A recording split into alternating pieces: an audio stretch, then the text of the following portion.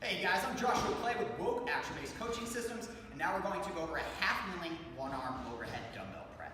Okay? Now, if you're doing this movement, you've been clear for overhead movement. Okay? Which means you can press for overhead without any compensation through your spine. Okay? So with that said, anytime we are pressing directly overhead, we want to do our best to keep our rib cage pulled down. Okay? When we think about keeping our rib cage pulled down, all we're doing is we're trying to minimize extension through our spine. Okay? So a lot of times when people press overhead, to get directly overhead, we'll go into a ton of extension and we'll put excess pressure and tension on our lower back or our lumbar region. Okay? So whenever we're pressing overhead, we're making sure to minimize any extension at our spine. Okay?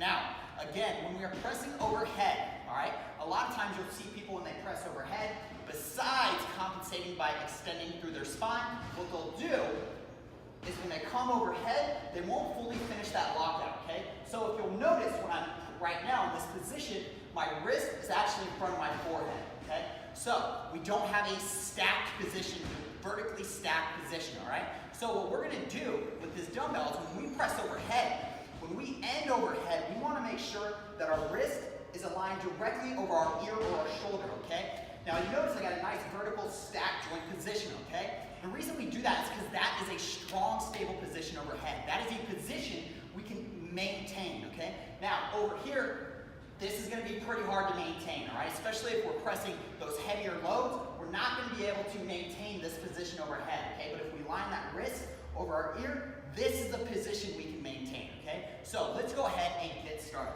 I got my dumbbell right here.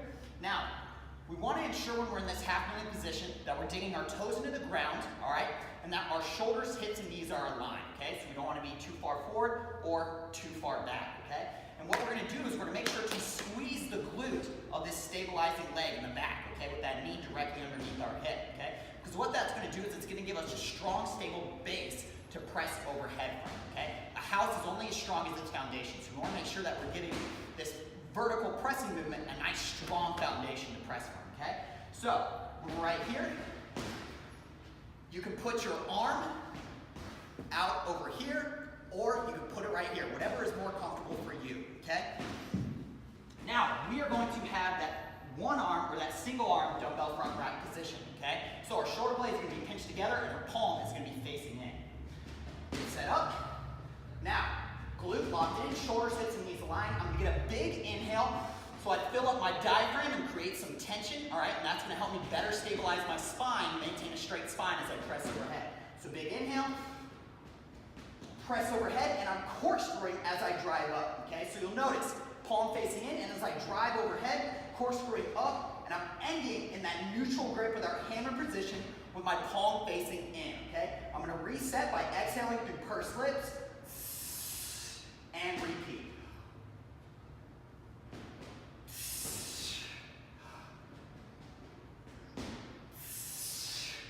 Do it from the front.